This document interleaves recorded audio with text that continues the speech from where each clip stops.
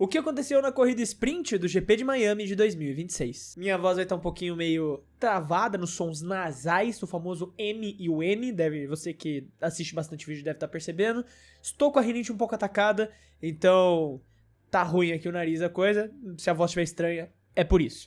Dito isso, quem não estava tão atacado assim hoje foi o GP de Miami, a sprint de Miami, eu quero dizer que não teve tantas coisas assim acontecendo na pista, a gente viu, evidentemente, foi uma corrida bem...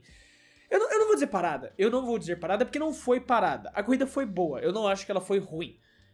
Mas a maior parte dela não teve muitas coisas acontecendo, porém as coisas que aconteceram acabaram sendo muito importantes. Não só pro campeonato, mas pras histórias e pro futuro de alguns pilotos, eu acredito. E é exatamente isso que nós vamos discutir aqui agora. Vamos falar sobre as histórias e exatamente o que aconteceu nessa sprint do GP de Miami. Bom, falando aqui de baixo pra cima, na questão da tabela, né, de como a corrida terminou, a gente teve em 22º e 21º o Lindblad e o Hülkenberg, que não conseguiram largar, Audi ainda tendo alguns problemas, o Lindblad também aí não conseguiu nem entrar na pista, o coitado, pra tentar se justificar, não tem muito o que comentar aqui, querendo ou não. Subindo de posições, a gente vai falar em pedaços aqui, porque eu quero começar falando das Cadillacs, 20º pro Valtteri Bottas e 17º por Sérgio Pérez ali, que ficou num sanduíche de Aston Martins, né, com o Alonso em 16º, o Lance Stroll em 18º e o Albon em 19º.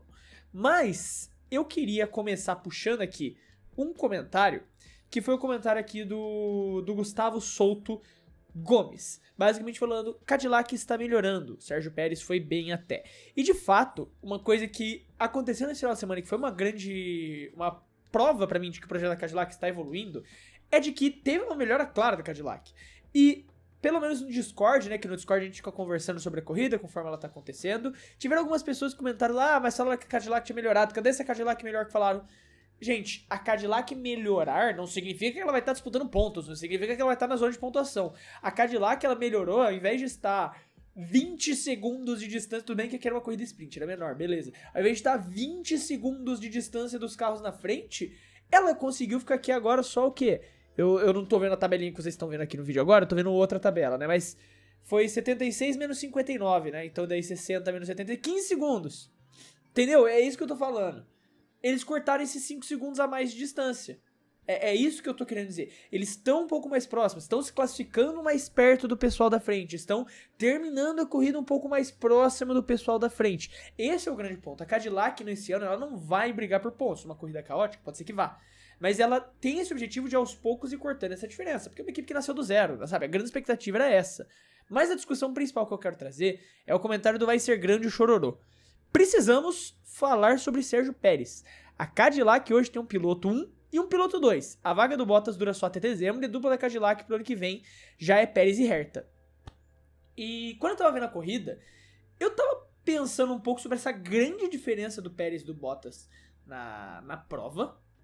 E eu falei, será que eu falo disso no vídeo? Será que vai valer a pena falar? Será que essa é uma discussão que realmente vai ter essa abertura? E a gente teve esse comentário, então, do Vai Ser Grande Chororô. Eu falei, não, vou pegar ele e vou trazer essa discussão, então, porque eu acho que vale a pena. Então, obrigado, Vai Ser Grande Chororô. Você me deu a vontade de realmente trazer essa discussão à tona. Mas, pelo menos aqui em Miami, a gente teve uma performance muito melhor do Pérez do que do Bottas, mas assim, muito melhor, que realmente começa a acender um pouco dessa disputa. Quando você olha pra tabela de pilotos, o Bottas tá na frente. Apesar dos dois terem 0 pontos, quem teve o melhor resultado de todos foi o Bottas lá no GP da China. Mas, ainda assim, a gente vai ter essa discussão ao longo dessa temporada, porque eu fielmente acredito que um dos dois pilotos da Cadillac não vai continuar no ano que vem na F1. Porque se o Colton Herta tiver os pontos, eu realmente acredito que eles vão subir o Colton Herta, né? Os pontos da superlicença.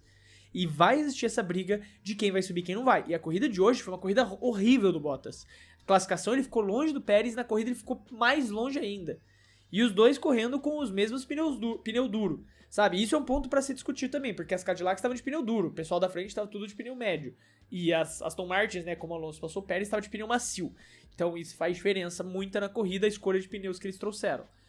Mas o grande ponto aqui é, o Pérez teve uma performance muito melhor e mostrou, ok, se você forçar, esse carro ele pode fazer alguma coisinha aqui, pelo menos de ter a sua gracinha, sabe, como carro. Briguei com as Aston Martins, o Bottas nem isso teve, ficou só lá atrás. Atrás até mesmo o Albon, que volta atrás dele depois da parada e passa o Bottas. Então, é um ponto que a gente precisa prestar atenção e levar em consideração nessa discussão. A briga das Cadillacs não envolve só as posições, mas a briga interna da Cadillac é mais importante, porque existe essa briga de quem vai ficar com a vaga ano que vem. E o Pérez, provavelmente, é quem tá trazendo mais dinheiro pra essa Cadillac, que numa fase inicial é muito importante. Então, é uma discussão assim que a gente precisa ter, e que até o momento, mesmo que a tabela diga o contrário, o Pérez dá um primeiro passo ali pra mostrar uma performance positiva em relação ao Bottas e começar a se colocar na frente nessa discussão. Bom, depois do Fernando Alonso, a gente teve o Liam Lawson em 15º e o Carlos Sainz em 14º. Já falei do Albon, né, que terminou lá atrás. Eu vou trazer o comentário do selo. Corrida um pouco melhor da Williams. Albon só ficou lá pro final, pois o carro despedaçou, mas mostrou uma melhora já. E eu acredito que esse final de semana mostrou uma leve melhora da Williams. Nada uau! Mas já mostrou que a Williams, assim, trouxe muitas atualizações e já ajudou a cortar um pouco desse peso. O carro ficou melhor. A gente lembra que nas classificações a Williams estava caindo em todos os Q1s. Eu acho que na corrida sprint da China só que os dois carros não caíram no Q1. E foi inclusive a corrida que Sainz pontuou. Que, se minha memória não estiver me falhando nesse momento. Já faz tanto tempo, né? Já faz 84 anos que a gente não tinha corrida. Mas cá estamos. E o Sainz conseguiu fazer uma boa prova. Se manteve bem ali na 14ª colocação.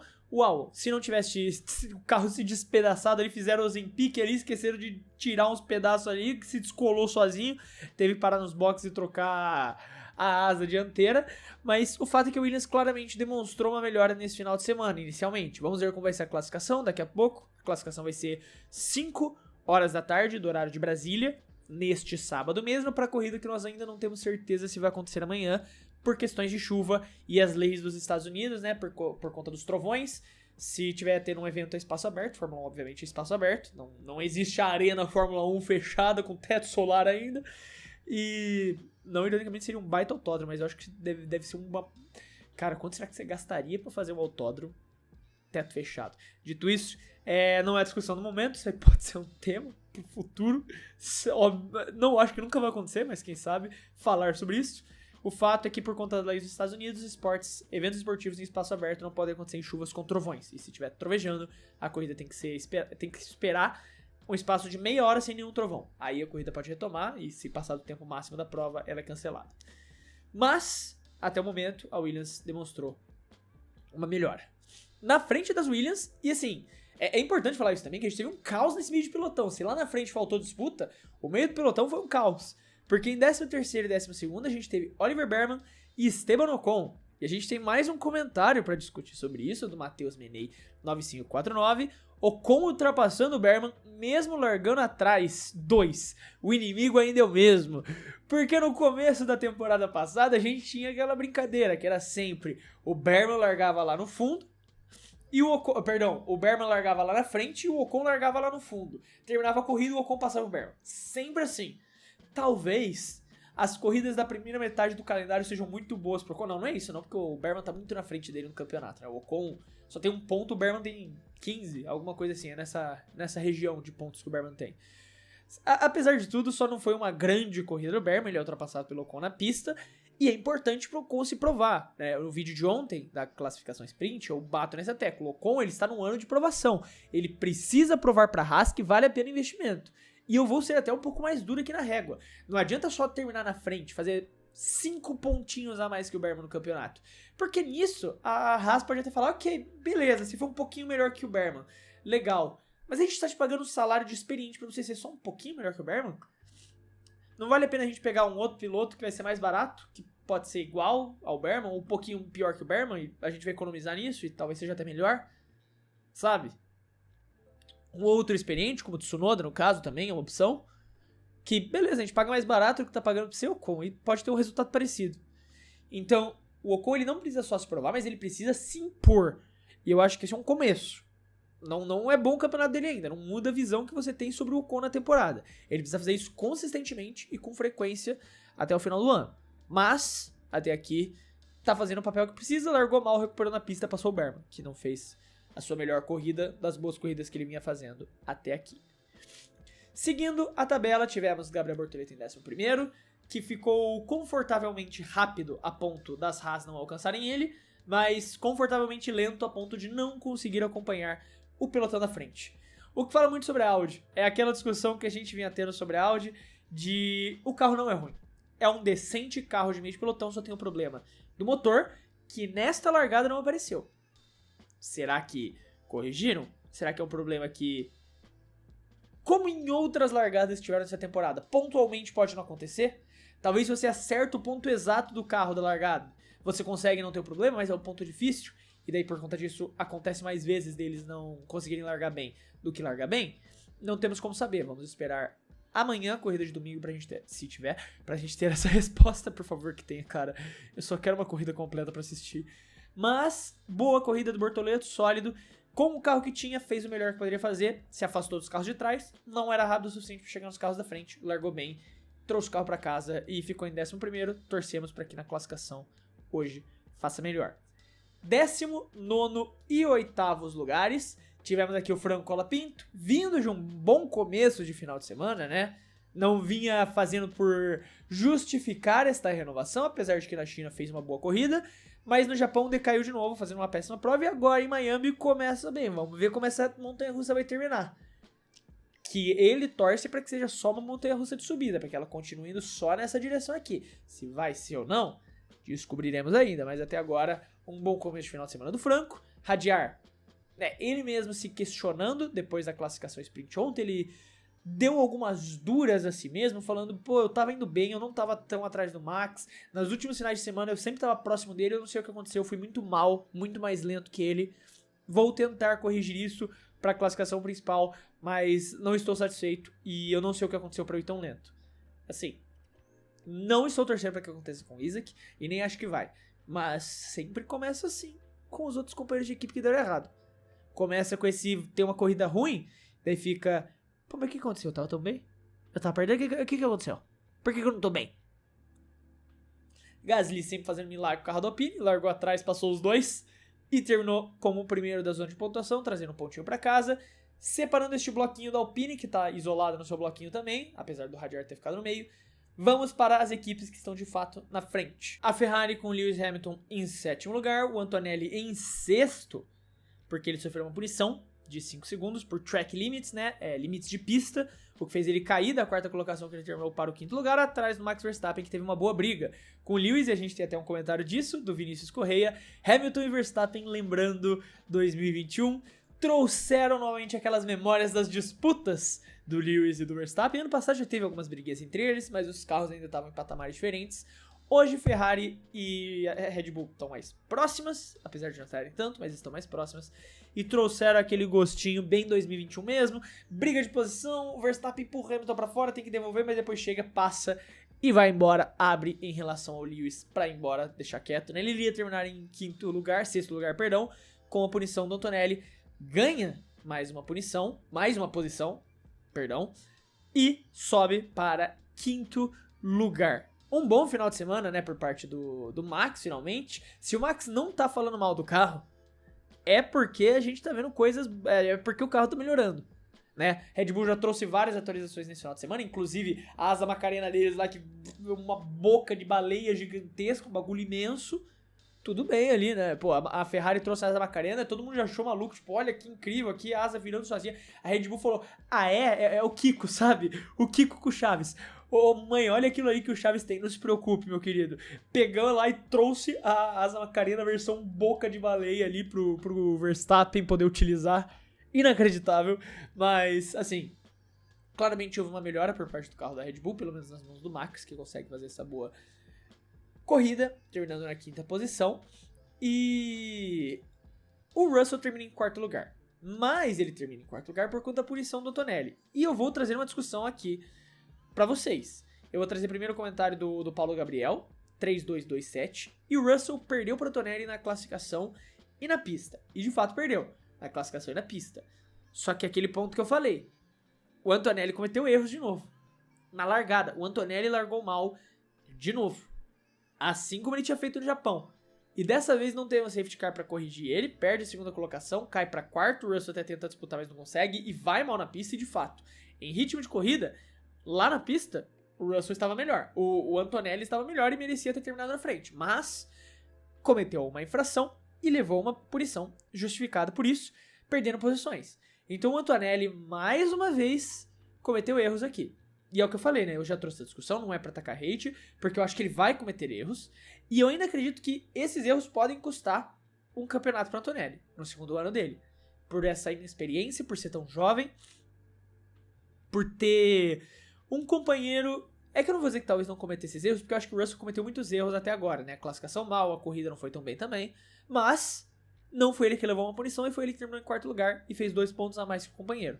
Então, assim, esse vai ser um fator. A inexperiência do Antonelli e alguns problemas que ele pode vir a ter vão afetar o campeonato dele. E cá estamos mais uma vez com o Antonelli em sexto e o Russell em quarto, o que leva a gente para o nosso top 3, Charles Leclerc, Oscar Piastri e o atual campeão do mundo, Lando Norris, vencendo a prova. Eu vou trazer o comentário do Akaiko Manga, Açaí com Manga, Akaiko Manga é foda, Açaí com Manga. Adeus Mercedes, foi bom enquanto durou e bem-vindos de volta, papaias. Se nesta classificação, às 5 horas da tarde, que vai acontecer daqui a pouquinho, a dona Maclata, a dona Papaya, chegar e meter um 2, esquece, tá? Aí pode fechar a fábrica da Mercedes, já fala, galera, realmente, Fórmula 1 não é mais pra gente, cancela esse projeto, acaba com isso. Não é mais pra gente esse esporte, porque a McLaren vai chegar. E de novo, começando atrás, com a Mercedes ainda tentando jogar contra eles, entregando ali um motor que, assim, ó, igual, obviamente, mas sem ensinar como usa. A McLaren não só atualizou o carro e deixou ele mais rápido, como aprendeu a usar o motor. E não só isso, mas a gente tem que falar, e eu mesmo não estava falando, por isso mesmo eu quero levantar essa bola. A gente tem que começar a falar mais do mago Rob Marshall, tá? Temos que começar a falar do mago Rob Marshall. A gente fala de Adrian Newey, mas o que o mago Rob Marshall está fazendo nesta McLaren é absurdo. Que foi o aerodinamicista que eles roubaram da Red Bull. E desde que roubaram esse cara da Red Bull, a McLaren toda a temporada, mesmo que comece mal, de alguma forma vira e constrói um jato.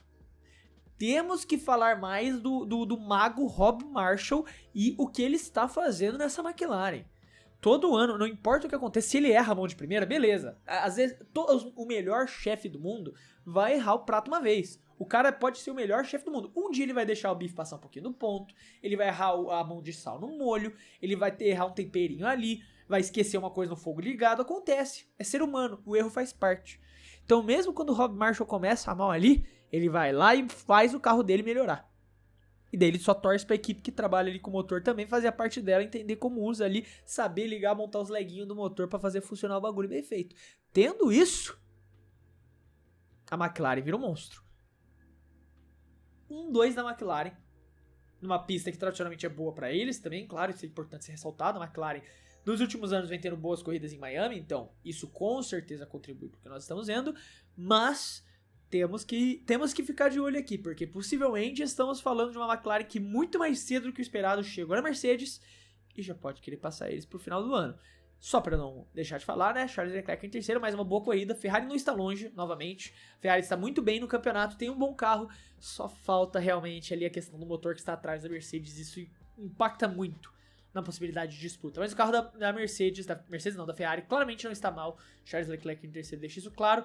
Talvez com o Adu, daqui umas 5 corridas mais ou menos assim, umas 3, 4 corridas, eu não sei mais ou menos quanto tempo que eles levam exatamente para mexer, pode ser que seja mais cedo que isso, mas eu acredito que trazer essa grande atualização de motor demora um pouquinho mais.